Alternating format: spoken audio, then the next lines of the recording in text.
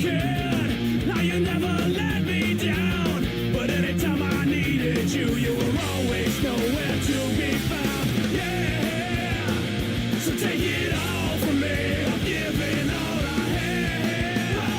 Oh, take it all from me. There ain't no turning back. Oh, take it all from me. There's something left to take. Oh, you took it all from me.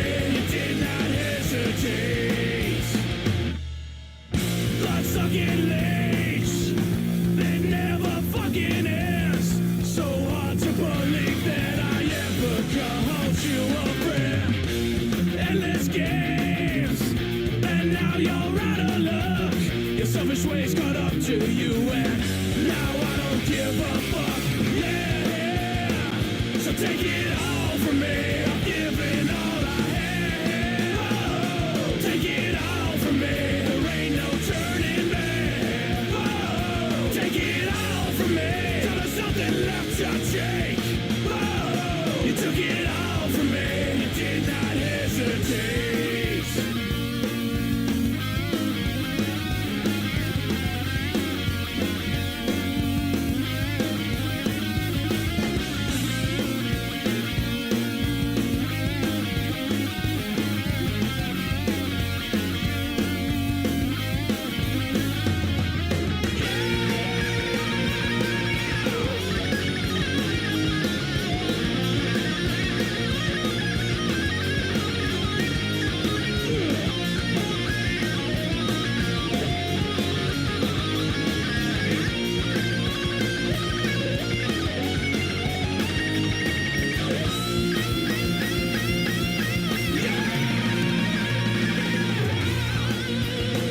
So take it all from me.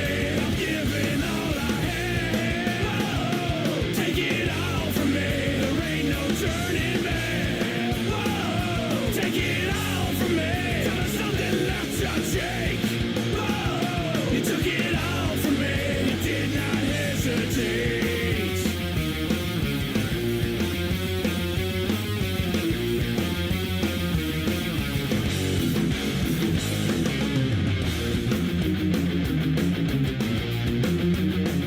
You took it all.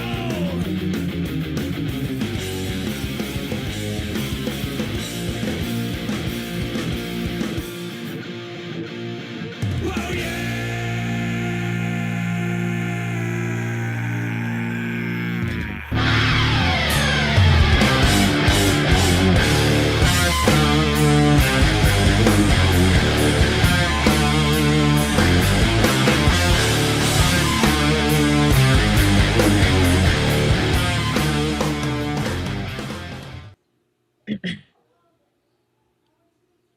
Congratulations, you've unlocked All Apologies, a show about apology tours and demanding satisfaction. I'm your host, Trucker Andy, and with me, as always, is your co-host, the lovely Nelly. Welcome, Nelly. Hi, guys. And then subject matter expert for our very important, remember when Dudley got raped on Different Strokes? It was a very special episode. We have a special guest for a special important topic. The topic of gatekeeping. We had to invite the distinguished quack, Dr. Chow, to the show. Dr. Chow, welcome. Cheers, guys. And yeah, they call me Mega G, and people ask like what the G stands for. It's Mega Gatekeeper. So I'm happy to be here and just add anything I know about it to whatever the context you guys are discussing. So looking forward to it. Thanks for having me. Yeah, it's in the zeitgeist more and more. So I reached out to you and Mir because to me, you guys are the leading experts on gatekeeping, and to me, Nelly, Chow is like the Unabomber of the Dabbleverse. He's infamous, and but you start to read his manifesto, and you're like, oh, that guy's got some good ideas. They both wear sunglasses, so I think that we're going to learn a lot. But before we get to that, I want to plug a few things that, of course, include the Patreon. Right now, We have a 50% off our $5 tier if you use the code here on the screen. So all through June, you can join the Patreon for under $3. There's a $3 tier too, but if you use this code, you get an even bigger discount. So check that out at bit.ly/stay sorry. And or support the show for free over on YouTube when you subscribe and hit the notification bell and all those things. Of course, find Nelly over on Rumble. She's trying to jumpstart her presence over there. New Girl 92 on Rumble. And I'm doing a marathon today, Chow. I don't know if you're aware of this, but I've got 1 million asks all in the same, not a million, but we're doing, Nelly and I are going to be on at 2 p.m. Eastern Standard Time, but it's a UK show. Our buddy Ross on TRTP. So Nelly and I will be over there at 2 p.m.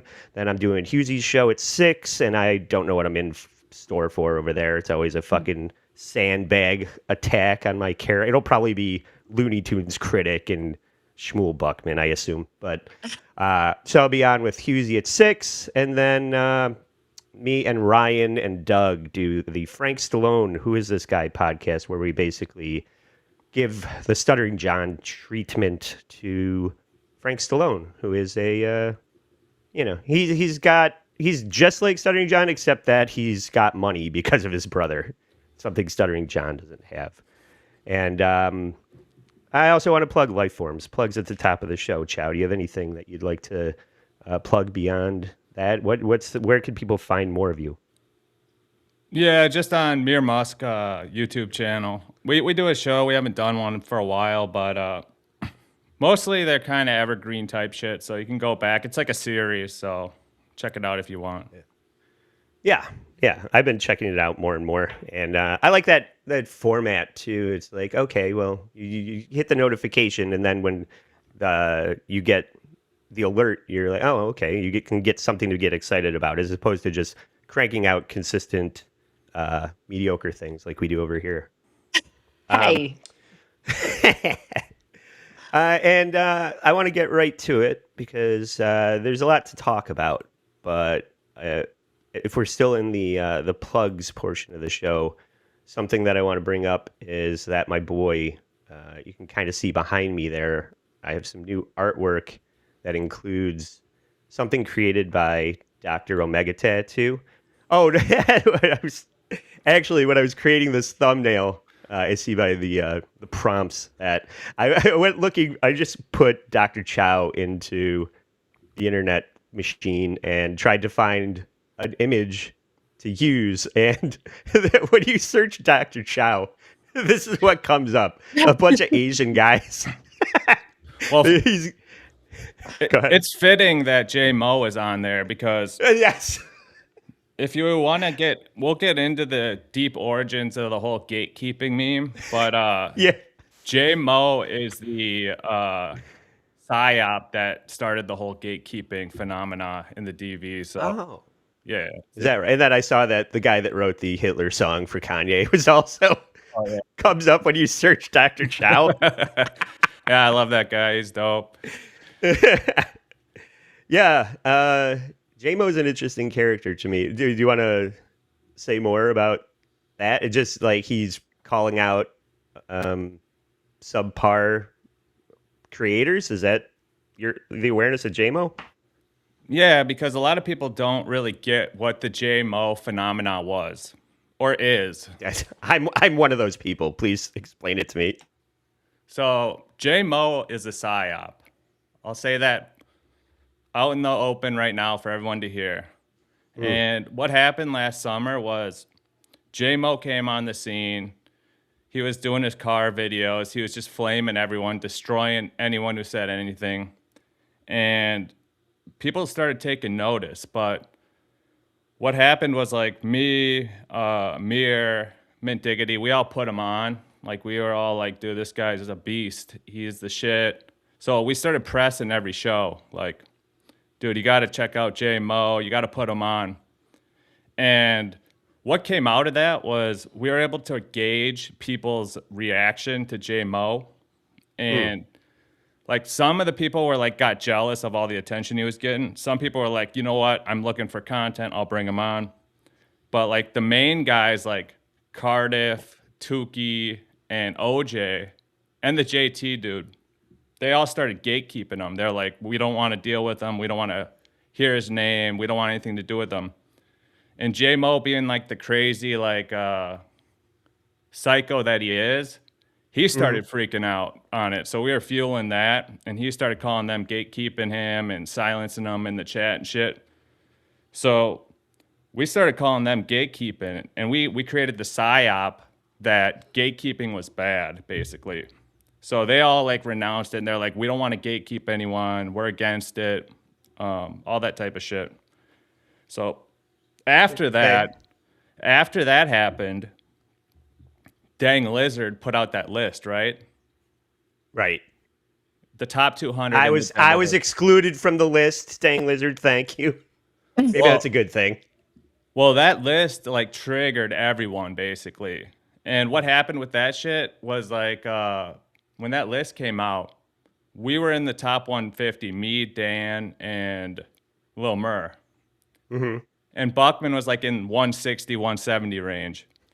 Yeah. So we pivoted and we're like, fuck it.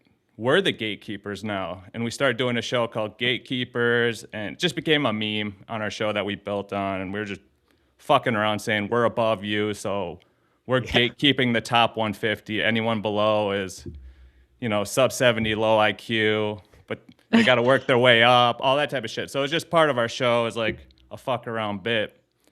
Yeah. But all these like Dabbleverse obsessed idiots like got all wrapped up into it, and they started getting all emotional about ranks and gatekeeping and all that shit. And I don't know, now today, like downstream 9 months later, I don't know what's going on, but for you to bring it up, I love discussing it because it's fucking hilarious. The psychology, all the shit. Yeah, I agree. And I think there's, bits aside, I think there is something to it. And I see that Doom is here in the chat, oofing. And to Doom, I would say, stick around. You come up a little bit. So let's get into it because, and I do want to mention that the artwork here behind me, I got something in the mail. And I got something for Chow, too. So this came in the mail wrapped in this. That's for... Who sent you that? This is from... Dr. Omega Tattoo, Lockie, who made this sign above me here. The logo was designed by Troy Smith, but the sign was created by Dr. Omega Tattoo from Boston. He makes all the puppets that were in the puppet show in Vegas, and he's just an amazing creator. And he was nice enough to make this Rat Think inspired piece specific for me, and I got it this weekend, and I ran out and I got a frame and I hung it up over here behind me. So I wanted to thank him and feature him. Is this considered ball watching, Chow, when somebody does something nice for you and you appreciate it? Casa Inc. in Boston is the tattoo shop you can find. Dr. Omega Tattoo. So give him your business. Thank you for the wonderful decor, and enough ball washing. Let's move on. That's just gratitude. That's gratitude. Ball washing is when you like try to do it for clout to like someone who's higher status than you. Like you try to sycophant to them, basically. All right. I'm compiling a translation guide over here. Right now I have ball washing. So this is I'm going to add clout based. And then I also have simping, which I have translated to enjoying something a woman you aren't fucking did, like something a woman did that who you aren't fucking. And then grifting is figuring out a way to make money. And then we're going to add to this list as we go. But that's where we're at thus far. So, and before we move on, thank you, Labyrinth Mystic, for the 5 gifted. I see people leveling up in the dab. If we're referencing people that need to be gate kept. Well, that leveling up in the dab thing was like something we used to do on our show. And then Final Boss, like we used to cover Final Boss for years on this shit. And he started doing like a Chow impression, and it just caught on. Like people like Final Boss so much doing an impression of me that now they're just mimicking it, which is brilliant. Yeah. You gotta love it. So we're gonna start with the people that are doing the gate. Not. We'll get into who needs to be gate kept, but beyond Chow and Mir and $2 Dan, who are the gatekeepers, in fact? And this came up. But my biggest takeaway is just because you comment a lot in shows or you've created an avatar that you think is interesting looking does not mean you should have your own channel or your own, what I'll call a show. Because I hear these people talking about going on shows. I'm like, none of these are shows. It's giving the Dabbleverse a bad name. So if you enjoy the programming, continue to enjoy it. You don't have to get involved. Would you agree with that, Chow? I mean, why not? I agree on both sides. I could debate either side of that, but I agree. But at the same time, I actually kind of relinquished a lot of my gatekeeping mindset because now, like, I've ascended. I've moved past the gatekeeper class. And I see that. You look like you're actually. Sound like you're in a cult, mate. Ascending. I leveled up. Yeah, you look like you're actually in the thumbnail now. You have like a heavenly glow behind you. You're in a different setting. Normally, you're shrouded with like some lizard terrarium behind you, and it looks like you've literally moved up to. Yeah, this is just a different angle. You rearranged your space. Oh, all right. I think it's improved for the better, if I'm being honest. But so yeah, Carl obviously is, the dab father, the reason that most people have found this space, this sandbox that they enjoy playing in. But the show was born out of calling out substandard productions. So if anybody is going to tell you that you're doing a bad job on your show, it's going to be Carl and WATP and the people that Carl deems worthy to work with. And I'm kind of right now, I got one foot on either side of the aisle, I feel like, because I've been lucky enough to cut my teeth on WATP, but at the same time I do a substandard show. So, and then I'm also doing the poker game where I invite just about anybody and everybody that would want to come over. Like, that's the opposite of gatekeeping, because everybody can, participate in that. But I also firmly believe, because we called out Kevin Smith at one time for being the guy that was just like, well, if you're passionate about something, just put it. I actually can do a decent Kevin Smith impression. I didn't know that. He's the one that's inviting everybody to just make a podcast and do like it's for everybody. And we were like, no, there's plenty of podcasts that suck out loud. So not necessarily. And that's been our role from the beginning.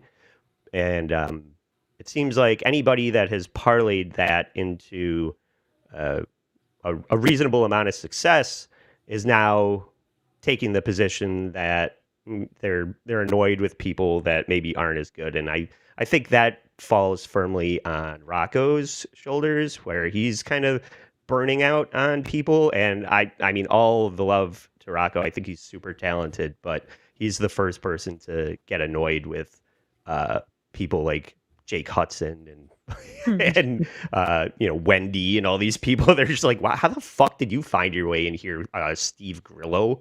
But so they had some things to say about their old co-host OJ, who basically Blind Mike. We just saw Blind Mike on with Carl, and OJ was on with Tukey and Cardiff, and basically kind of like drummed himself out of the Dabbleverse, which is a weird way to gatekeep yourself. But let's hear what these guys have to say. Maybe. But yes, he did call. He saw a clip of me talking about missing him and wanted to check in on him one last time.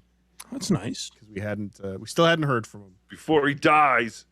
And I said, and he goes, you know what? I was actually only going to take a couple weeks off. I was going to take a couple weeks off, and I was going to come back. And then I saw you guys doing a show with Blind Mike. No, why? Oh, no. But is that a joke? Was he like kidding? I thought so, because I kind of laughed it off. I saw your reaction to that comment, Nelly. but he was not kidding. He does not like you. Why? I don't really get that.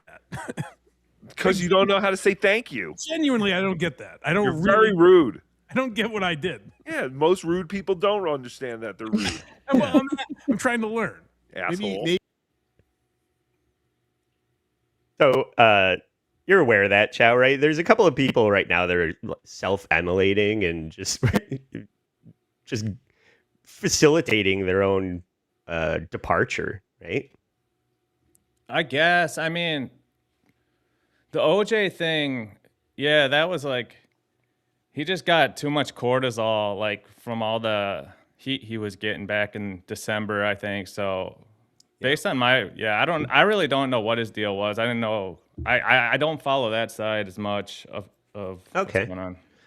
I'd be interested to know this. Let me ask, how did you discover the Dabbleverse? How did you find your way in? Usually people are from like a Dick Masterson, Kiwi Farms camp, or an old O&A pest camp.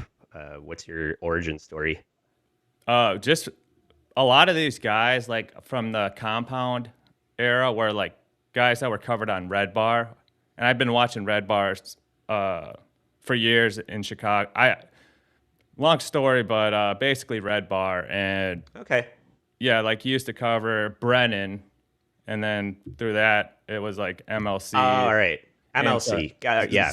Zumach, but I also knew like Zumach from back in the day, watching like LA podcasts. So I actually knew about Zumach really? before a lot of these guys. So Holy Yeah. shit.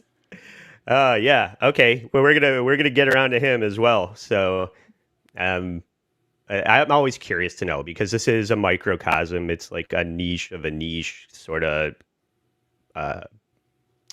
universe, sandbox. So people always have some bigger conduit that brings them here, and it's usually Opie or Kiwi Farms, but Red Bar and MLC is valid. So, and then this is a little more about OJ, I think. what was Dude, you bothering brought OJ. like 180-ish people to you. I mean, that's... But You okay. just, and you were just like, whatever. Here's what I tried to explain to him at the time.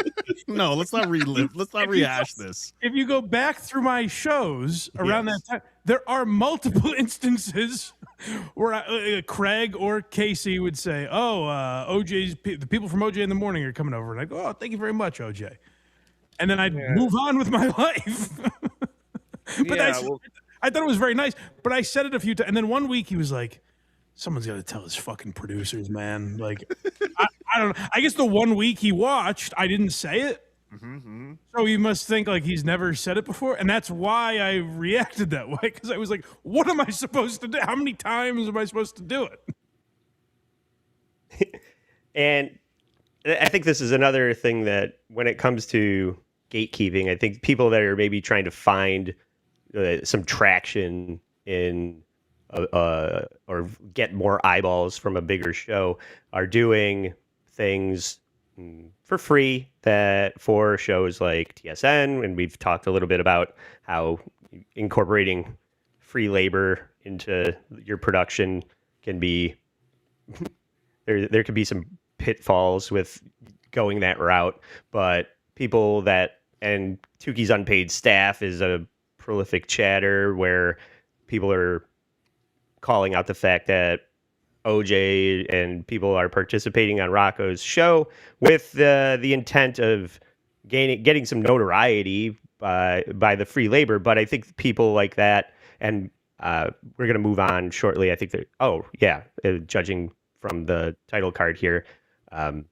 DJ Electra was also going that route with working with Blind Mike. So we have these two guys that are harnessing the free labor portion of the Dabbleverse with OJ and DJ Electra, who are doing it with the intent of getting some kind of name recognition, starting their own shows, an ill-fated snipe streaming format, and some other, I don't know, throwing shit at the wall type of stuff. You can boil it down to all that is clout. They're helping out to get clout from the larger channel. So And is there Wouldn't you say that is in a space where you're just trying to get eyeballs? That's got to be some sort of valid strategy, though, right? Oh yeah, Or yeah. is I it- mean, yeah, and we've broken down the psychology of all this shit, but you do have to ball wash at the beginning to get your name out and to get attention. So the problem with like people like Buckman and some of these other sycophant level people is they think they can ball wash their way to the top, but the once you get higher level, you realize people ball washing you. It happens all the time, and you see through the ball washing, and you actually look down at the people trying to ball wash you because you see it coming a mile away. So it's interesting. if you actually do add something of value, like you can create an AI intro or you can be a producer or whatever, of course that's gonna win. That's win-win everything. But yeah, the clout chase and the ball wash for it's a slippery slope. Yeah. Oh yeah. That's why I like Nelly so much, because I've tried to give her money. She refuses to take it. And she's just washing balls for the love of the game. It's like the best case scenario. So she's doing it right. But I do want to feature this real quick. Thank you, Labyrinth Mystic. My personal take, anyone covering John is the Dabbleverse. The rest is Hackverse. Sometimes I dip into the Hackverse. I don't plan to have a show. Best of luck to those with one. I kind of agree Sorry, with that. I'm You know, still I figuring think out the Dabbleverse has become too broad now. I wouldn't class a lot of the shows as Dabbleverse. I'd say it's Hackverse. Oh, well, especially since John is gone. I mean, the Dabbleverse is only the Dabbleverse when John is in it. That's the whole point of the term. So, yeah, it's all Hackverse now, as far as I'm concerned. But thoughts, Chow? You agree? Yeah, and I that's the thing, man. Like the stuff that you guys probably watch isn't what's in my algo, but there is crossover. So I'll hear people talking about other stuff, but I like Tired Verse, which is like the Clown Town, the Granny We're level, getting it. all that type of shit. You know, like the lower level, but like I don't know. I just like that vibe of show. I know it's not well produced, or there's not really.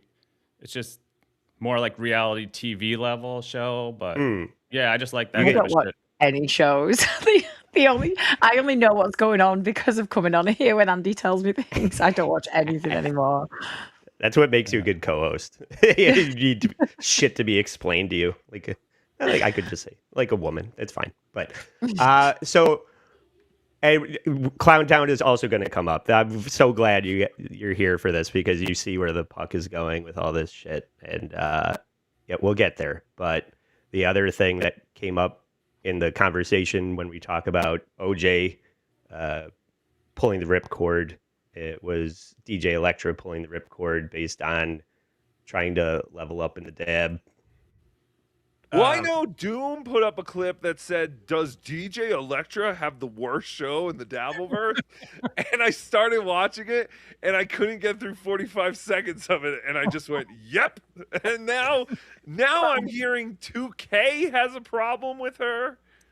I don't know. Did she do something wrong? Like so my experience, she's always been very nice, very sweet. She does seem like a very, very nice person. Very sweet person. I don't know that she's built for fighting back when people are shitting on her for no, especially if it's for no reason. Well, Like, when I first saw the, I wouldn't say it's for no reason. Yeah, I know. We're gonna discover that maybe, especially Cardiff and 2K, they're not really fully aware of what DJ Electra is up to when she's not doing Blind Mike's show. She's running around, guest appearing. She's doing what I'm doing today, which is doing like 4 shows in one day, and got a little overexposed and out, in front of her skis with her starting her own dating show. And I think she just went too hard, too fast. And it's like these people that the gun goes off on the race and they just face plant straight into the ground because they try and take off too fast. But DJ Electra helped me a lot with the poker show. She had been doing a similar poker stream before, and she knew the sim that I was using, and she was one of the first people that wanted to get on board with that format, and I was having a lot of fun with it. And she always said yes when I needed people to play. So I have nothing but love for Electra, but I think that she just went too hard too fast. What do you think, Chow?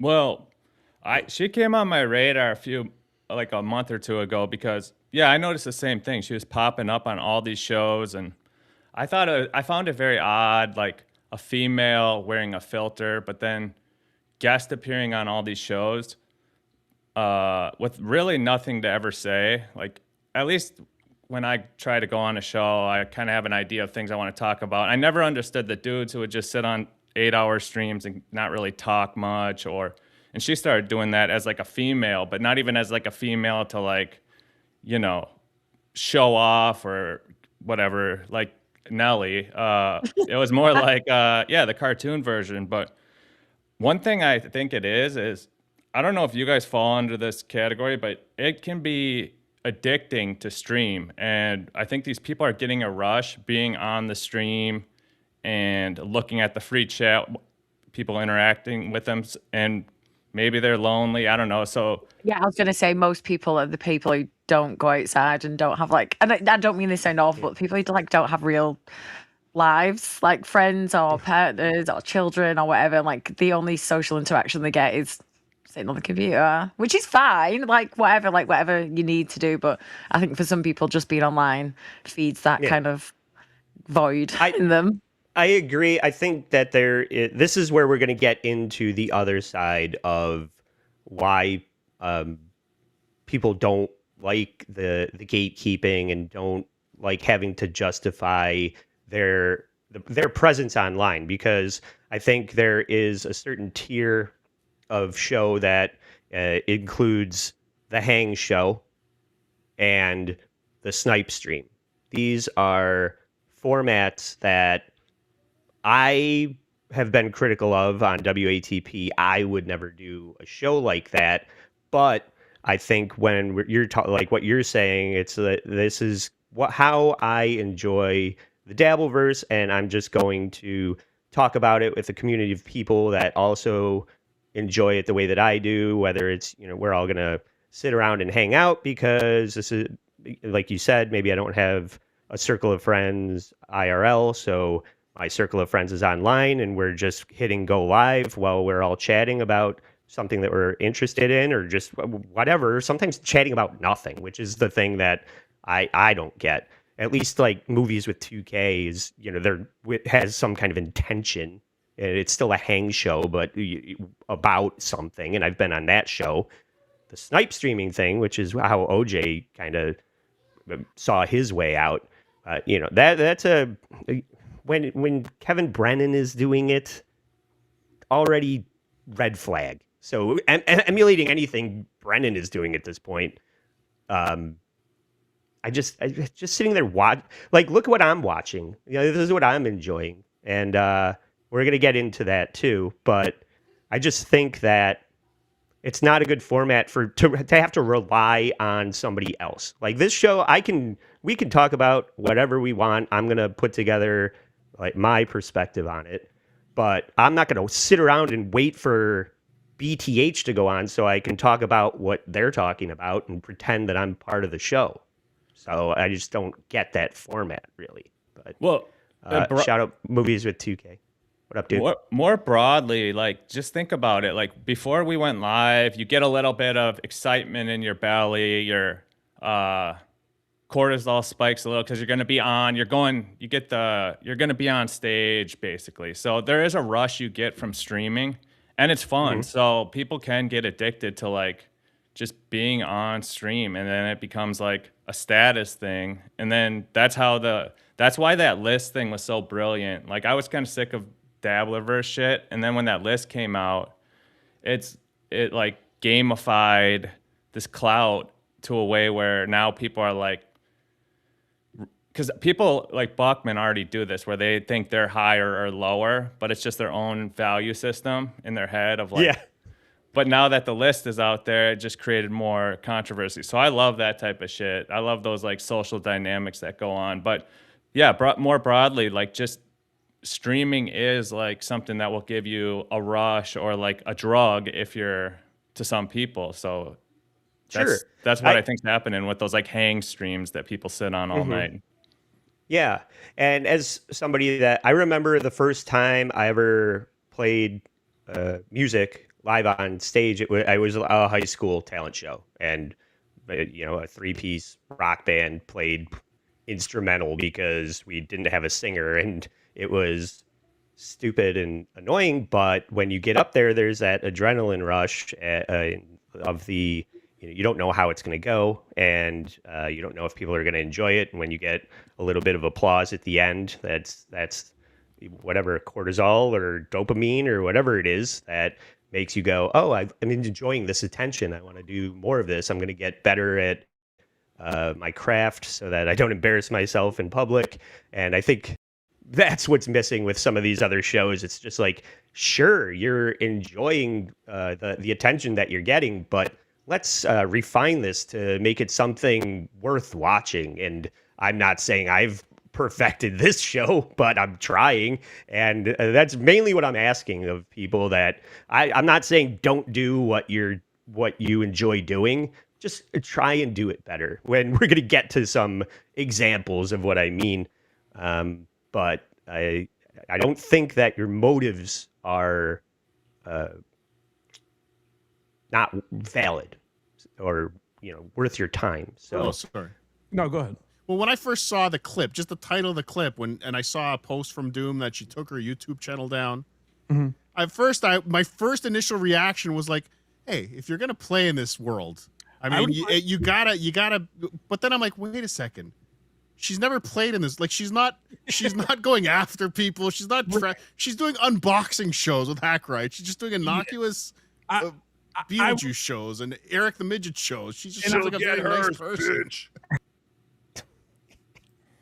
But I think that's where Cardiff is maybe a little behind. He's been in Italy and not online so much to realize that Elektra has been doing a little bit more. And it is the way that you get your name out there. You go on other people's shows, but I don't know if it's the shows she was going on or what she was saying. Like, I don't have the hours in the day to watch everything DJ Elektra is up to, but turns out that some people that were watching it were not enjoying it. And I feel like Doom is one of those people that has been actively, creating the narrative that he's not enjoying what DJ Elektra is up to. And that's his opinion as somebody that is watching anything and everything. If somebody comes on your radar and you're like, oh, I want to float this boat and say that I like it, then cool. But if somebody comes on your radar and you're like, well, this was a big waste of my time, then you're going to create that narrative. And that's the nature of the Clippers, I guess. But yeah, I mean, the Clippers and the React style content, I guess, could correct some of that perceived behavior that you find as like bad streaming or whatever. I try not to look at anything as good or bad. And then I also try not to get on anything as like a team, because that's when you start getting in trouble. It's like Cardiff is going to be talking about it shades your judgment when you're like on a team of some sort, which is fun. It's like building a community, being on a team, going to these live events and networking and all that stuff's like good, but it also is a double-edged sword, because like look at Buckman, like he's the king of that shit, like networking and doing all this, but then he'll step on someone to climb, and then that ends up blowing up and becoming like an beef. So he has all these falling outs all the time with like people who were on his show or he was tight with. As Buckman's been leveling up, he's been creating he's been burning people that he worked with in the past. So it's a double-edged sword when you try to be like the nice guy, community guy thing too. So yeah, that's kind of what I'm doing, right?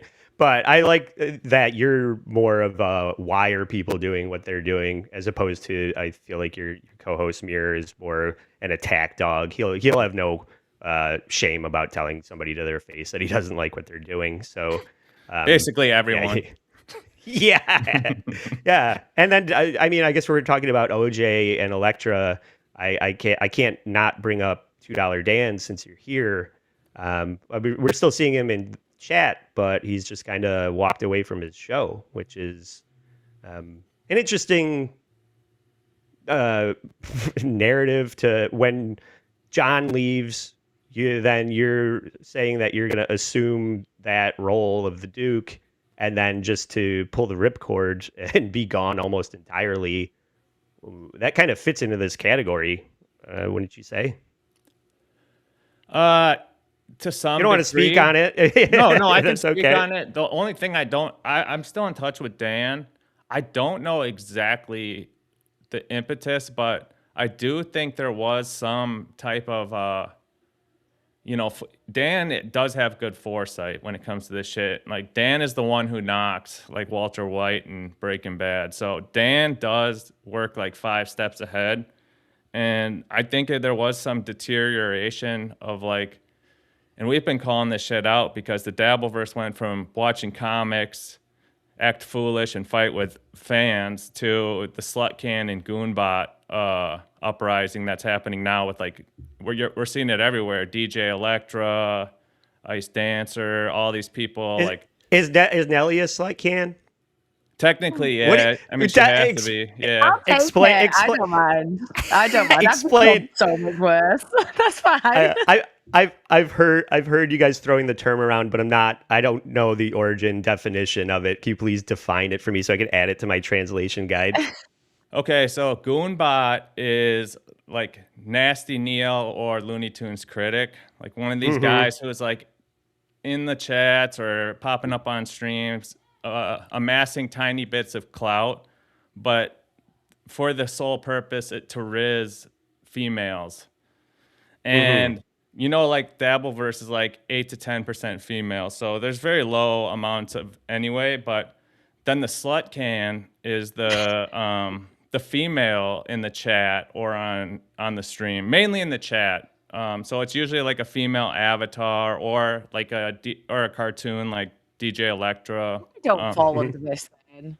Well, you're not. Yeah, that's why you're kind of like not, because you're not like in that level of this. But you're a prototypical type because you serve the oil to the goon bots. The slut cans give the oil by giving them attention.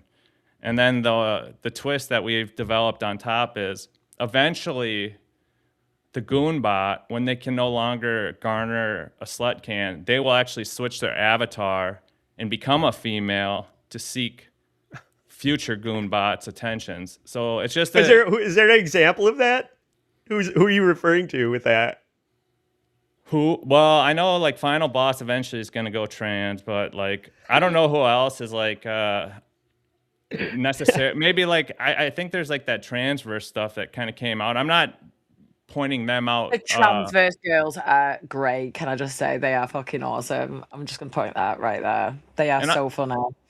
And I'm sure they are, but that would be the same like methodology or steps to like going from being a goon bot to a slut can is like, it's kind of like the same thing as like transitioning or cross-dressing or something. So yeah, that's okay. Thank you for that explanation. I hope everybody is learning something here today. And if you are, hit the like button. I see 57 people watching live. That's a good turnout for a Sunday morning for us. Thanks to Dr. Chow. And now I want to move on to I think this is going to be the end. Oh wait, I think there's 2 more. But what do the gatekeepers? What advice do gatekeepers have for other people that are trying to advance themselves in the Dabbleverse? You'd be surprised to learn. I kind of feel the same way. Where you're right. If you're in that world of making fun of people or whatever, you kind of got to deal with stuff. But I don't think she is really in that world. Yeah, she's not in any way. Everything I thought, I'm like, did to cause anything. She's very nice to Wendy all the time. Like it's just. even the clip that I watched, unless I'm missing something, it didn't seem like they were even really accusing her of anything bad. I think probably deleting everything might be an overreaction, but also, like I just said about OJ, Just get out. she made the right choice. You know what I mean? And if she needs 2 weeks off, or if she's gone forever, or whatever, like that's the smart choice. And if you do come back, you got to be able to laugh at yourself and maybe take a beating because people are going to make fun of you. And if you're not ready for that, don't come back. Like, it's not that none of this is that big a deal. And I think what people forget very often is, like, if they get 10 times the tweets they usually get, it feels like the walls are crumbling in on them. But they don't step back and say, "Oh, it's 10 times the tweets I normally get, but it's 10 instead of 1." They don't. It feels like every you're getting more comments than usual, and everyone's coming at you. But everyone is not really everyone, as much as it might seem like that in the moment. And she was kind of having her coming out over the last couple weeks. You've commented on your show a few times. Like, she's been on every show. Yeah. She's all of a sudden everywhere. She's on every show. She's appearing as a guest. I'm like, that's why I started seeing clips. I'm like, oh, now she's getting clipped. Unfortunately, the clips are, is this the worst show in the Dabbleverse ever? And So the advice from the gatekeepers is don't do it and don't come back. I could have guessed that. Yeah. No. And now we're going to move on to the other side of the narrative, which is what I was talking about before with the Hang Show and the Snipe stream. When I saw this a couple of weeks ago, and this was post John leaving the Dabbleverse, people don't know how to handle it. People don't know what to do with themselves anymore. People like OJ that have built their whole format around watching somebody else. And I just can't believe when I think about Kevin Brennan and how I discovered him and the gold rush of the super. I think a lot of people turned to podcasting based on the super chat gold mine. They saw Bob Levy, Kevin Brennan making fun of Chad Zumach, and they were getting $50, $100 super chats multiple times a show. Just watching these guys clown Chad Zumach, I thought it was hilarious. I'm not going to lie. I think that might be when I decided to start doing a show. And I told Carl that I was going to start a show, and he said, "Don't do it for the money." And I said, "No, I just really like doing WATP, and I think it's fun." And maybe in the back of my head, I saw what was happening on MLC and thought that it would be worth my while some day, 3 years later, still not worth my while. No, I'm sorry, guys. I appreciate you supporting the show. I'm just saying it's not a way to make a living for most people.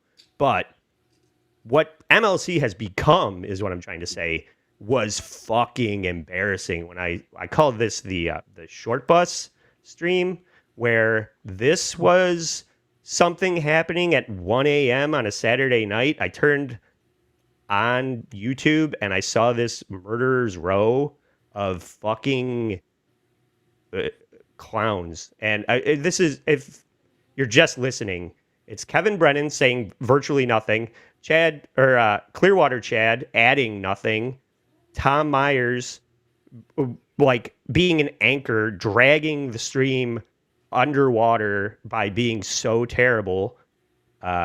Felicia Gillespie, who is only funny only interesting when she's fighting with Karmic. When she's on with Kevin, they're just nice to each other. Like, those two being nice to each other is not interesting. Then you have Liam, who was like a lib that was fighting with Anthony Cumia at the time, and everybody was shitting on him for that. Scarlett Hampton, who's unhinged and just goes on a stream of conscious, like, nonsensical rant. Crumb, who I don't really know in any way and wasn't adding anything. Chad Zumach, literal Chad, saying nothing interesting, no punchlines, just saying what he sees. And that's just Chad Zumach on a podcast. He's like, there's never a punchline. Joey C., presidential candidate, kind of like the 60-year-old version of Scarlett Hampton as a guy running for president, just stream of consciousness nonsense. And then you have Jake Hudson, who's, a beloved Muppet that everybody loves, who was the first person with common sense to bail on this fucking short bus stream. And so that's to Jake Hudson's credit. But I was watching this and I was like, oh, the Dabbleverse is over. This is fucking insane. Did you see this, Chow?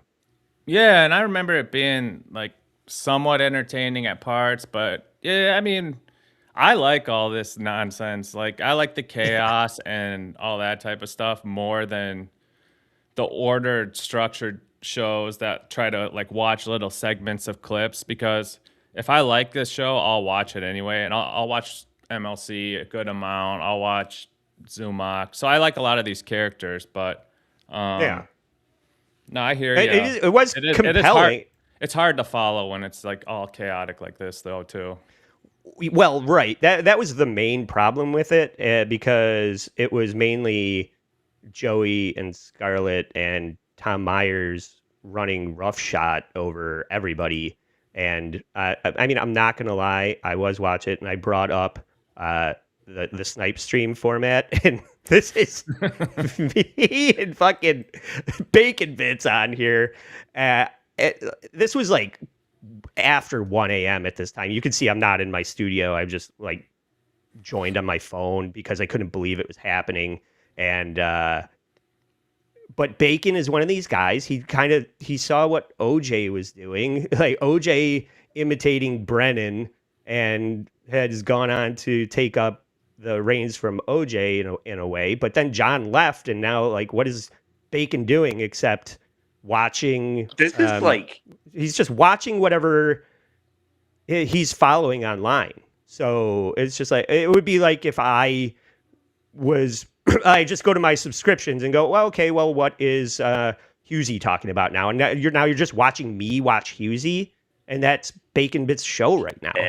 Critical mass, like 2K's just got low, a comment in the chat. You can't have this many center of attentions in a 10-person panel.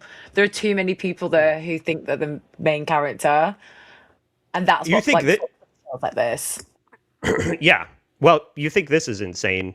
Where it's gonna get even more. I can't even believe this is happening. Yeah. I said it when John left because somebody asked me, like, who do you think is going to be the next John? And I said, if Kevin Brennan makes enough bad decisions, it could be him. I'm so exhausted. This is like draining my energy. So that was like the Avengers assembling of insane, terrible personality to me. Like, I mean, maybe if you enjoy Chad or you think Scarlett Hampton is adds value in some way, then maybe you thought that was interesting. But Clearwater Chad, for fucking God's sake, Jake Hudson, like you can edit, cut, Nelly, you were a model. You put all the accessories on, right? And then you take one off. You take Clearwater Chad out of the fucking mix. Okay. I don't know why people are putting that guy on. There is such a thing as too much. Like, yeah. No, Mir had the most brilliant explanation for Clearwater Chad like a long time ago. And he's the like friend guy in the movie that's like the fat best friend who's mainly in the background for just to take up mass on screen. So like when he's on a stream, he's more of like he's there to just take up space on screen, but not like talk or do anything. He's like a decoration guy. He's Jerry O'Connell in Stand By Me. But if there's too many, if there's like 9 or 10 people on stream already, you don't need him. But if it's like Kevin, he needs him as like to fill mass on the screen, so he's not alone. It's somebody to yell at. Yeah. So he's a punching bag. Yeah, he's like a good guy to have if you have like 2 or 3 people talking, and then you just want another guy for like just to make the numbers work or something. Yeah. So that when I showed me watching that initially, the reason I joined that from the beginning was because it was Karmic being interviewing Latanya and Andrea, and we wanted to watch Karmic realize that they were dudes and then start talking gay shit with those two, and he did, and it was amazing. But then that started to wind down, and then somebody alerted us to the fact that other train wreck was happening. That's when I went over there, and then my energy levels were just being depleted. It was like the succubus of Felicia Gillespie and Scarlett Hampton was just, I couldn't handle it. So I bailed on that. And hang on, I'm going to clear my throat real quick. So then I went to find that for this, and I was scrubbing ahead, and it got so much worse. And I thought that my mind was blown that initial time. When I went and researched for this show, mind blown all over again. I called that first part the short bus stream.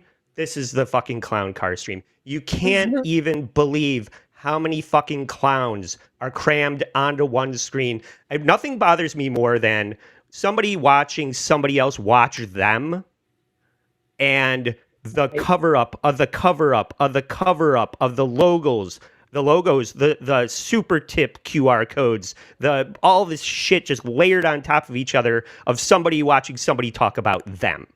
So I find that all very cringe. And when I saw this, I just can't fucking believe what this fucking Dabbleverse has come to, or the Hackverse, or whatever it is. But this happened. Joey C. and an empty chair of crumb bum. They were just reading your super chat. Oh wow! If there's anything more entertaining than crumb bum, it's the empty chair of crumb bum. What's the cow? The cow thing, or the two? I don't know. They're trying to Christian Mirror, like they're hacked. Also, there's a link for Polvo's Clown Town. If anybody wants to go watch it, just hit the like button on your way out. Thank you for hanging out. You know, They're still in KB's bit. Yeah. Fucking hack!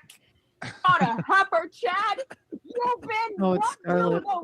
The only person on the whole stream. Yes, we have Lady KB, Big W, Daytwa, Mr. Blue Sky, Karmic, Pat Dixon, and Polvo. That's a lot. Have you seen that? Have you seen that, Chow? No, I counted. There's 17, including bacon boxes. Yeah. And then including us, there's 20. So that's like probably the highest I've ever seen. We're such hypocrite. It's not fucking lost. I mean, I hope everybody realizes that I'm doing this on purpose. But I can't understand how that you're going to incorporate that many people onto your show where there's barely enough oxygen in the room to articulate a thought and find your space to contribute something without, God love Pat Dixon. I mean, I shout out the Levy Dixon show. I think it's a great show. I think those two are extremely funny. And I'm just, all I could assume is that Pat just really enjoys the space of like the platform and being able to be funny on these streams and being invited on. And he's just like all over the place, and I love him for it. I can't believe that he's nice enough to come on the poker show and like spend time on my show, but he's doing it on all the shows because he likes doing it, and that's great. And I think he's funny, but you got like it's just amazing that you have like Karmic and Kevin Brennan and like a lot of people where it's just like I just don't, and that was all happening at like 2 a.m. Eastern Standard. So all these people are just like up at 2 a.m. with like nothing better to do. That many people. Handler, I just want to address this in the chat, right? So he's saying like, oh, well, KAV has 700 people watching for hours and hours.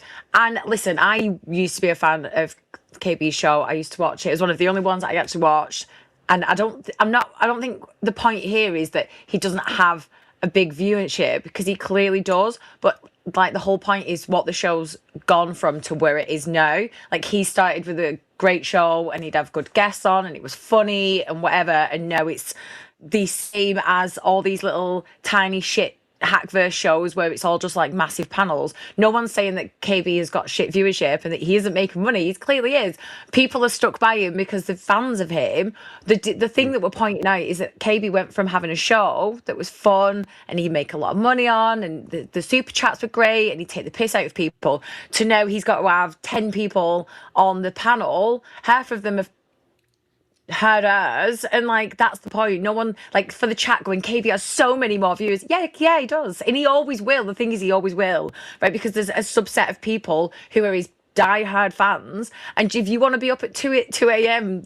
watching that, then that's perfectly fine. Like, no judgment. But the whole point Yeah. here is Kevin's gone from like a respectable name and like, you know, someone who had like a great career to now sitting with the likes of the people that he is with on a massive show. That's the whole point here. It doesn't matter. I know loads of great shows that have like podcasts that have fucking no listeners, and then you get massive fucking podcasts You're on that one. that have millions, and it's just fucking like 20-year-old girls talking about the vaginas, but they get 20 million views, and it's a shit show. Numbers mean absolutely nothing in my eyes. Like, how many people you've got watching means nothing. Nobody's saying that KB's got shit viewership and that people don't follow him, people don't like him. The whole point is that, like, if you like that show what it used to be, it's a complete fucking shit show now. Yeah. And that's the point. Well, we look at something like The Quartering, where it just seems like your audience is just there out of familiarity. It's like you're doing a bad show, but you're getting all these viewers, and for seemingly no reason. Like, you're not doing anything good, but people are just like, "Oh, he's been on for years, so I'm gonna watch." I'm just used to watching this, even though it stinks. But it's comfort shows. It's like going back and rewatching, like, I don't know, Friends or whatever. It's a comfort show. You know what to expect. It's the same people. The people in the chat. Most people will be there because the friends are in the chat. There's a community. I think chats sometimes so much better than the show. A lot of times I've watched shows just because I enjoy being in the chat, because my friends are there, and, like, you know, people who know and understand, and we all like the same things. So I don't think the chat or the numbers really have any lenient, like, any correlation with how good a show can be. I do think that the point of a lot of these shows is that people just enjoy the chat and like spending time with people that they recognize from the chat. Principled Uncertainty, OG supporter of this show, thanks for the $5. The Dabbleverse is now trawling the Mariana Trench of the internet. Yes, you were gonna say, Chow. No, I think the quantity of people on stream, and I've thought about this a lot in aspects of like trying to start shows or running a show. The magic number's 3. So like when you're thinking back of like what Brennan was great, it was like when it was like Kevin, Bob, and Chad, because they had that dynamic, and there's 3 people who could play off each other. It could be 2-on-1 at a time. It could, you know, so any show, unless you're doing a solo show, I guess it's got to be 1, 2, or 3, basically, depending on what type of show you're doing. If you're like watching something, it's one thing. If you're trying to break something down, it's 2 persons fine. But it's too many more cooks in the kitchen. I'll spoil yeah, it. Too many. but then once you get over that, it just becomes chaos, and you can't really have direction in what you're doing. So I think if Kevin can get back to 3, I think that would probably. The thing is, though, Kevin doesn't need to, because he's still bringing in the numbers and he's still bringing in the money. So he kind of can just do what he wants at this point, and it doesn't matter. Like, I think he just doesn't care anymore. He doesn't. That's he the doesn't make, exception. anytime I've watched any clips or I've like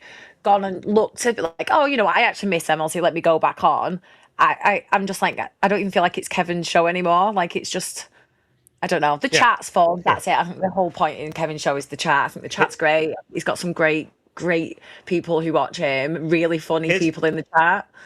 His show is the exception to the rule, though, and it's all like what it is now is all riding the success of what it was. But I do have another super chat that's before. I know Chow's time is precious and valuable, but this is centric to him. Chow, you say Dan is the one who knocks, but I heard someone knocked on his door, and that's why he disappeared after his last gay wrestling speech he gave about apologize or else. I mean, if you heard it, you might know a lot more than me, because he didn't tell me anything like that. But yeah, I don't know. Yeah. Like, I didn't know him like that. Maybe you know him better. Yeah. I would like to think that he's going to come back. My theory was that when John returned, he left in solidarity, and when John comes back, he'll come back triumphantly with John. That's just, you know, something that I'm hoping happens, actually. But thank you, 2K, for the 5 gifted. I'm seeing people blowing up in the chat with gifted memberships. Hit the like button. And just, Chow, I know you got to go soon, but we're coming into the home stretch where we're now going to move on to people that are above the pay grade here. We've talked about the guys that set the standard, and then the people that have followed along. We're on maybe like 4th, 5th phase generation of shows at this point, and who's doing a good show, who should be here, who shouldn't be here. But then we have people that are maybe beyond the Dabbleverse, but aware of the Dabbleverse. People like Louis J. Gomez and Big J. Okerson. But this is Sam Tripoli interviewing Revenge of the Cis. And some people may have seen this. I think it's a Doom clip, but I found it very interesting. I hope you guys do as well. I feel like you guys started out one way, then kind of went to the Dabbleverse for a little while, and you were like, and then you guys, and I watched it happen. I thought it was so amazing. You like pull yourself out of the Dabbleverse, which is like so hard to do. And if you don't know what the Dabbleverse is, you're a better human being if you don't know. You're living life. Yeah, it's like people. It's not only the Dabbleverse, dude. I'm gonna set the record straight here. We fucking created the Dabbleverse by mistake. So, and that's true. When Carl first started talking about John, they had already referenced how bad Stuttering John was on Revenge of the Cis. And they, when the Dabbleverse was all brand new, Cis was on WATP because they were both aware of it and did a good job clowning John. So Royce is right about that. And Stuttering John had something dumb and we were making fun of him and he got pissed. And he sent, like, pretending to be a lawyer, he sent me a DM being like, we're going to sue you. And I'm like, what? Yeah. For what? And then, like, we made fun of him for a while. But then after a while, it kind of became this weird economy. It is an economy. I don't want to be here. Like, this is cringe. Like, so they want to talk about what they want to talk about. They don't want to just talk about the same thing over and over again, especially if it's the buffoonish Stuttering John, which people had found a way to turn it into. People wanted to hear about it. Is the reality of it? It's how WATP garnered so much viewership was because they found that Opie and Anthony was over, and people were still interested in shock jock radio, but these clownable guys that moved on from success into mediocrity, like Opie and John, were fascinating train wrecks that people wanted to talk about. And that's how the Dabbleverse became a thing. But Revenge of the Cis, that's not really their bread and butter. They do want to clown jerks, but not consistently, I guess. I'm sure they watch. Yeah, they watch all of it still. I know Mersh talks about Dabbleverse shit all the time, but I know, like, yeah, especially Mersh. I used to do this show with Zumach, and I know some, like, of the top couple of the, like, actual, like, top level comedians that sell out arenas and shit who would watch it. So, because they knew of Ray back in the day coming up in comedy, or they had heard of him. So there are, like, a bunch of famous people who, like, watch it but are just low key about it and they don't talk about it and shit. So I don't know. I think there is, like, I think there's some people who don't want the smoke or the stigma or all that shit that's associated with getting in the mud, so to speak, with all of it. But yeah, that's Big J for sure. They'll talk about that, and he's just like, I don't need to stoop to that level. But yeah, I think it's AAA ball. They're in the majors. They don't need to come and play catch in AAA. So, but it is fun to see what's going on down there. I'm sure, like, who's coming, who's maybe going to level up next. But honestly, look, here's what I call it. And no offense if you're into the Dabbleverse, but this is my opinion. The Dabbleverse is basically just like a whack bag retirement home. It's and if you don't know what that is, it's O&A fans go and retire to the Dabbleverse and go away into the oh god. And then today I have to hear 20 years later how Opie jumped on a homeless guy's kick. I go, I know, but have you seen Opie now? He's not doing well. He's not doing well. Anthony's crushing it. Is that what? Right. So people are aware of, like, the fall from grace. I think that's part of it, right, Chow? Yeah, I think there's, like, a lot of those, like, stern fans who were into the Stuttering John stuff. But the way it's progressing now, I see Dario, who's in the chat, who's just a king. It's that shit I was telling you about, the Goonbot era of like now, like they're saying it's about old whack packers. Now the fans are becoming quote unquote whack packers and are getting into all this drama and streaming it. So this like new development is all like the Goonbot and Slut Can. Like even didn't you get involved in some shit, Nelly? Like with like Uncle Jack or some shit the other day? I actually wasn't involved in my name just gets brought up, but I was like, I didn't care. I had no drama. I had no beef with anyone. Like other people had beef, not me. I just like sit back and enjoy myself. I don't care about any of this. I don't get no. I didn't have any drama with him. He was just like he was just a bit of a douchebag, and everybody else didn't like how he spoke to me. I didn't care, and everybody else didn't like it, and kind of just like on my behalf, oh, we're mad at him, and I was like, yeah, Oh, it's fine. white knighting. Let me add that to the white knighting. Yes.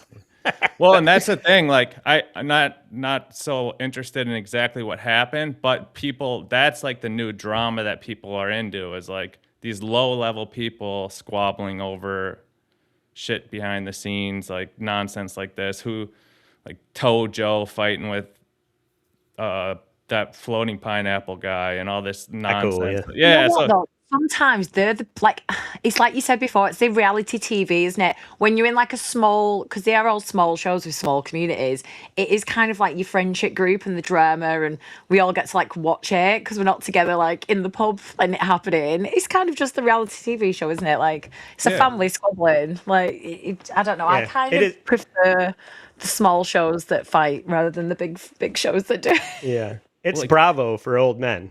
Well, and Penny from Penny and Big Dork was saying like, yeah, like we like to drink, but we don't like to go out to bars and spend a lot of money. So we just drink and jump on stream and talk shit to people like we were at a pub. So it's kind of like that's like a mentality. They're not necessarily like maybe that's the social aspect of it that's different than like I'm trying to build a show to make money versus like and you know. Get engagement. Maybe they're doing both, but there is like both aspects to it. Yeah. And then this next week, our boy comes up, and I want you to watch this and then say more about your involvement with this topic of discussion. Chad's all up in that, right? Chad's trying so hard to get I was out. going to say, shout out to your boy, Chad. I know, Yeah, dude. Chad went to Mersh's house. I saw that. I'm like, what are you doing, dude? What are you doing? that was funny. I have no knowledge of Well, him. he saw what I did with Red Bar, so he was like, I'm going to do that. And I'm like, what are you going to Don't do it, dude. So you said you used to do a show with Chad. What was that? We did a show about Ray, basically. It was kind of like a weekly Ray recap show, Ray Dub, I remember it was quite funny. I remember the show. Yeah, It was good. I tried to get New Girl on it back in the day, but Yeah. I won't go on shows where there's like that's the drama part of the Dabbleverse. Like all them people are like, this is nice and quiet over here. I like the quietness. We have nice people in our chat. But on that Don't wanna get clip, I think like has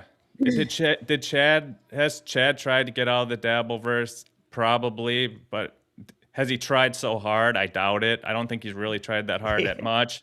And then He's trying to leave the Dabbleverse like he's trying to quit drinking. I mean, there's some parallels there, but did he go to Mersh's house because he saw Tripoli do it to Red Bar like 5 years ago? No, I don't think that either. I think it was just, hey, one of his fans told him like, you should go to Mersh's house. That would be hilarious. And then he woke up that morning and was like, fuck it. Yeah, why not? I'll just do it. Like, I think it is like just a fan suggestion. Was it type you? thing.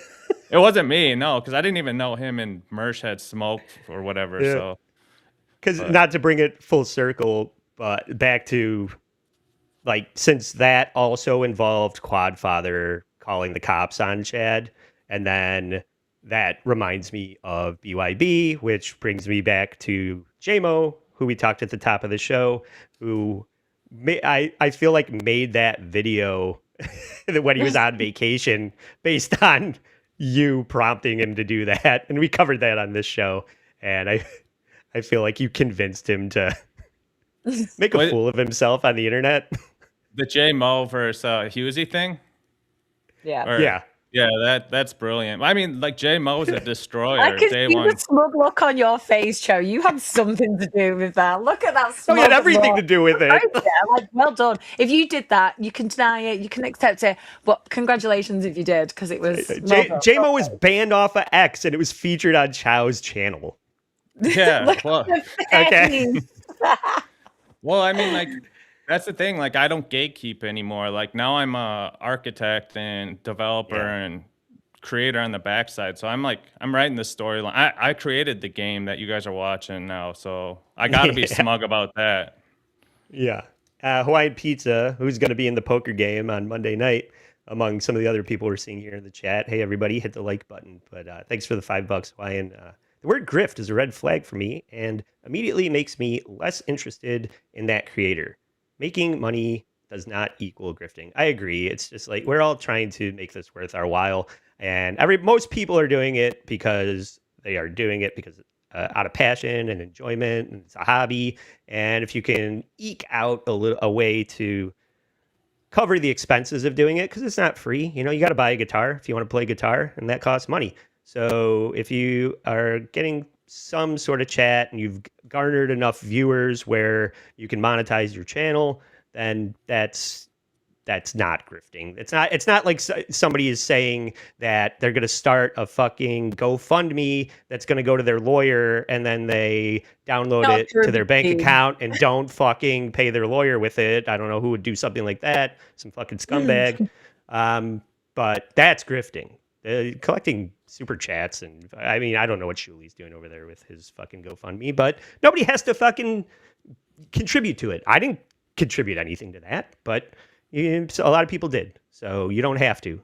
But I guess snake oil salesmen do. You don't have to buy the snake oil, and that's still a grift. So I could see it from both ways, right? Well, and like you said at the beginning, like some people got green in their eyes when they saw Brennan popping off like early, 2023 with big super chats, but if you want to grift and like make money online. Sorry, Chad. I'm getting called out in the chat. Dame Taff, thanks for the 5. I was here. Yeah. All right. Yeah. Sorry. My bad. Go ahead. There's better ways to make money than you've got to have like a passion to like stream and do all this shit. And you can grift while you're doing it. But there's got to be a compulsion to like do this for money that is beyond the money, because the money ain't that good for most people, Mm-hmm. Yeah. You gotta like it. And yes, I think that I think that's coming up in this next part of this clip package here. Did you guys see this clip that I'm playing right now? Mm-mm. I think it's on Doom's channel. Okay, good. I'm glad that it's news to you.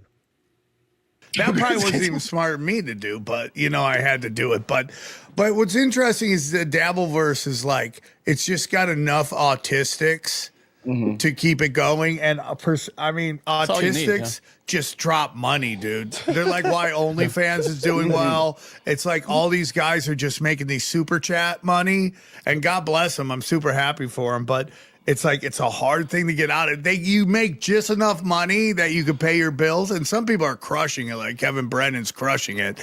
But like a lot of these guys are just making enough money that they can't leave. Yeah, it's kind of like when a pimp keeps you hooked on drugs and you always kind of owe the pimp money. You know what I mean? So you can just never really leave. Yeah. That's great. It's such a great analogy, and that was appropriate to what we were just talking about. Yeah, there's a bunch of people in that category where it's like they're kind of doing it where they're making enough, but it's destructive to their life where they want to get out. And I think Chad probably complains to Tripoli a lot, like, hey, I want to get out of this. I want to get back to doing something with you or whatever that's out of it. So, yeah. But yeah, I think it's supplementing his stand-up stuff. When he can't book something, he runs to super chats to make ends meet to a certain degree. I don't know how he's doing. According to him, he's killing it, but who knows? But it's definitely a supplemental revenue stream for a stand-up comedian. So whatever, you can't knock the hustle, however successful it is. This is the last clip, and I don't think I changed the title, so I'm not. This is just the guys, Revenge of the Sis, and Sam Tripoli, putting the coup de grace on the Dabbleverse. Also, this is now going to get clipped, so have fun with that. Because now this is going to get clipped by Dabbleverse clippers. I love Right, it. because they're going to flip out. Wait a second. Then somebody in the Dabbleverse is going to comment on the clipped clip, and then they're going to clip their clip. Yeah, it's And then Yeah, it's I don't just know. a multiverse of clippings. Oh, that's brilliant. So I obviously had to include that. That's Doom clipping Sam Tripoli best and clipper, us the best. commenting on it. I hope everybody, all you fucking hang show, snipe streaming guys, see what we're doing here. I've put together graphics. I've put together a fucking narrative. It got meta. This is a fucking show. Do a show. That's all I'm trying to say. Try a little harder. I'm glad you enjoy your hobby, but just make it worth everyone's while, or continue to have fun, but don't get mad when the architects of the Dabbleverse tell you that made their bones calling out shitty shows say that you have a shitty show. That's all. I don't know. Chow, do you have final thoughts and plugs that you'd like to add? Well, it's based on this squabbling, beefing, and gatekeeping's just a component of it. So if you take it super serious, that's your problem. But yeah, I don't think it's serious. Should these guys gatekeep their fans from doing shows? Probably, because actually there's something that happens that, like, if a pay pig switches to like start doing their own show, they quit giving money to the original show they were pay pigging to. So yeah, they probably should gatekeep and tell their fans not to do fan shows like Clown Town or anyone who is like a super fan. I saw that Roachy guy who wears all the like Dabbleverse clothes. He's doing a show now. It's like, yeah, when the pay pigs start doing shows, then they quit giving money. So yeah, I get why like the big guys like Carl and these guys are going to try to gatekeep, because that cuts into their revenue. Yeah. That's a final thought. And then now we're seeing like people like Final Boss and Sam Bibley, people like chatters that are starting their own channels that are God bless you. Go subscribe to those shows. I don't know. It would be just, but I don't know why you have your own channel just based on being a dick in the chat. Is that a show? Maybe. So subscribe to those guys. And go check out Lifeforms on Mir Musk. It's Lil Mir's channel, right? Chow, you don't even have your own channel, right? You're a Ronin in that way, right? Yeah, and I don't know how much more we'll be doing with Lifeforms necessarily, but there's a lot of good shit covering all this shit. We actually had something called Decoding the Super Chatter Matrix, so we talked about the psychology of super chatters and all this shit, and that was a little bit from that. So yeah, if you want to like go deeper into this shit with like high IQ level analysis, go check it out. Yes. And check Nelly and I out on TRTP at 2 p.m. Go to my Instagram story. I'll be throwing the link to everything that I'm doing today, including Hughesy's show and Frank Stallone, who is this guy. Look forward to all those things happening later today. And tomorrow, the All In on the Dabbleverse poker game. It's going to feature the Big Dork, Hawaiian Pizza. Dr. Chow's been on it in the past. Hope to have him back eventually. So the poker game's happening tomorrow at 7:30 p.m. Check that out. Support the show financially at bit.ly/staysorry for just $2.50 when you use this promo code in the month of June. But there's $3, $5, $10 chats depending on how much you enjoy the show. And or support it for free if you haven't subscribed. Subscribe over on YouTube. Hit the like button if you're watching now and you haven't done that yet. Principled Uncertainty, thanks for the 5. I think most people go in as enthusiasts, but then the hive mind spots their weakness and they're in for life. Yeah, it gets addictive, I think. People get addicted to attention, positive and negative reinforcement. There's they're motivated by things like that. So and the negative is so much the negative's so much stronger. Like everyone, you've heard it a million times. Like, oh, I can get 1,000 good comments, and then the one negative gets you triggered, right? Because like there is like it creates a higher spike in like your body, the hormones and all that shit. So it makes sense why it's all kind of built on this, beefing and shit and negativity. That's what rises to the top. Yes, the Japanese negative reinforcement model. That's why they're all like selling academically. That's why you get that's why Toyota's like top of the chain, automotive. Yeah. All right. So thanks to everybody. Catch Nelly and I at 2 p.m. And for Dr. Chow and Nelly, I'm Trucker Andy saying, Stay sorry.